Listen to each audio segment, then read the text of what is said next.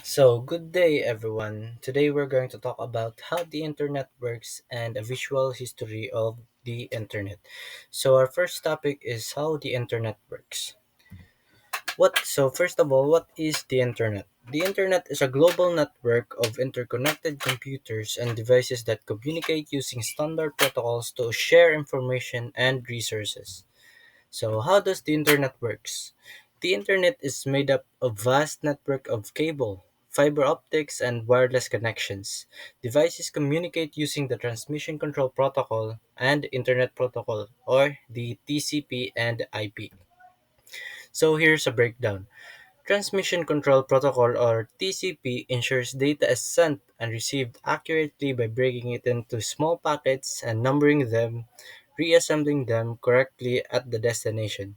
Makes sure the data arrives correctly and in the right order, like making sure a letter isn't missing pages. Next is Internet Protocol, or IP. Assigns unique addresses, IP addresses, to devices so that data packets can find correct destinations, helps find where data needs to go, like an address on a letter. For example, is 192.168 or something just like this. So when you enter a website, your browser sends a request to a domain name system, which is the DNS server, to find the website's IP address. The request travels through routers, which direct data packets to their destination. The data reaches a web server that processes the request and sends back a response, which then travels back to your device. Next. This is how the DNS works. First is in your computer, next to the revolving name server, or your ISP in short, for internet service providers, next to the root name server, next to the TLD name server like .com or .net if you're searching google.com like that, and then next to authoritative namespace name server, which is the DNS hosting provider, and then it will go to DNS records, and then it goes to your DNS records and finds the web servers and site files. And once it founds the web servers and site files, it will go back to your PC and displays in your screen this site. So here's the breakdown of DNS, ISP, and TLD: domain name system, internet service provider, and top level domain. So the key components of the internet is the servers, routers, internet service providers or ISPs, protocols, and data centers. So how does data travel across the internet? A user enters a website URL into a browser. The browser sends a request to a domain name system, and the request is then broken into small packets which travel through multiple routers and switches. Each packet follows the best possible route to reach the web server. The server processes the request and sends the web page data back in packets. The browser reassembles the packets and to display the website. Moving on to our next topic is a visual history of the web. Advanced Research Project Agency Network, or ARPANET, precursor to the Internet, developed by the United States military. In 1960s, the United States Department of Defense developed the ARPANET as a way to create a secure and reliable communication system. This was during the Cold War, and the US Army military needed a network that could survive disruptions such as attacks or system failures. So the key features of ARPANET is packet switching technology. Instead of sending data in one big chunk, ARPANET, ARPANET broke it into small packets which could travel independently and reassemble at the destination. First successful connection in 1969. The first message was sent between two computers at UCLA, University of California, Los Angeles, and Stanford Research Institute, marking the birth of the internet. The foundation of the modern internet, which is foundation of the modern internet.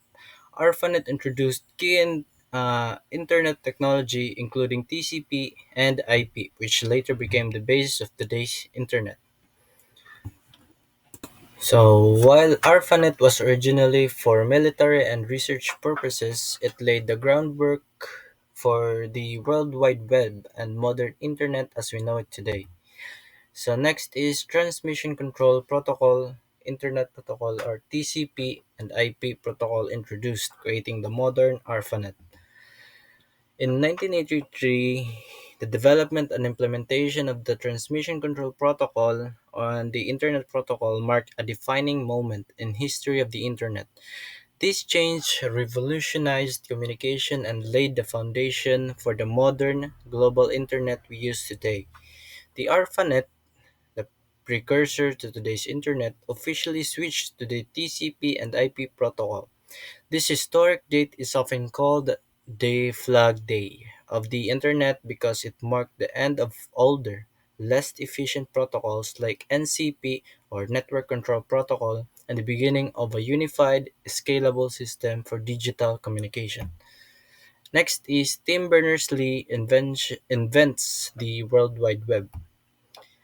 In 1989, Tim Berners-Lee, a British scientist at CERN European Organization for Nuclear Research, proposed the idea of the World Wide Web.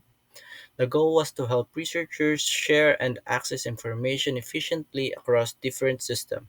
To make this possible, Berners-Lee introduced several core technologies, which is the HTML or Hypertext Markup Language, HTTP, Hypertext Transfer Protocol, and URL, the Uniform Research Locator. HTML is a standard language for creating web pages. HTTP, a protocol for transferring web data, and the URL is a system of identifying and locating resources on the web. So here's the breakdown. The first website was created in 1990 and made available to the public in 1991. It provided information about the web itself and how others could create their own websites. The invention of the World Wide Web made the internet accessible and user-friendly, eventually transforming it into global communication and information sharing platform we rely on today. So here is a picture of the first World Wide Web. So blunt and broad. Next is the release of Mosaic, the first graphical web browser, 1993. In 1993, the development and release of the Mosaic, the first widely used graphical web browser, marked a major milestone in the history of the Internet, created by a team of developers led by Mark Andreessen and Eric Bina at the National Center of Supercomputing Application (NCSA) at the University of Illinois. Mosaic made the World Wide Web visually engaging and easier to use. Unlike previous text-based browsers, Mosaic allowed users to view images and text together on the same page, and it featured a simple point-and-click interface. This innovation made web browsing more intuitive for the general public and played significant role in popularizing the internet. So here's the picture of the first Mosaic website. In the 2000s, the rise of social media, mobile web, and cloud computing. The early 2000s marked a transformative period in the evolution of internet with the emergence of social media platforms like the mobile web and cloud computing. Social networking platforms like Friendster 2002, MySpace in 2003, Facebook in 2004, and YouTube on 2005, and so on, revolutionized online communication and digital interaction, allowing users to create content, connect globally, and share experiences in real life time. So here's an example. There's Instagram, Facebook, YouTube, LinkedIn, Google, Flickr, Twitter, anything else. Additionally, cloud computing began to gain traction, allowing data storage, software, and services to be hosted online rather than on individual devices. Services like Google Drive, Dropbox, and Amazon Web Services or AWS help business and individuals access scalable, cost-effective computing resources over the internet. So here's the major events of internet history. 1995, Amazon and eBay launch, beginning the e-commerce boom. 1998, Google is founded, revolutionizing search engines.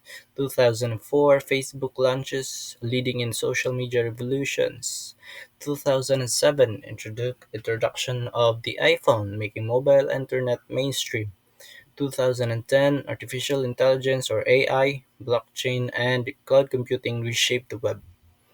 So that's all for today. Thank you.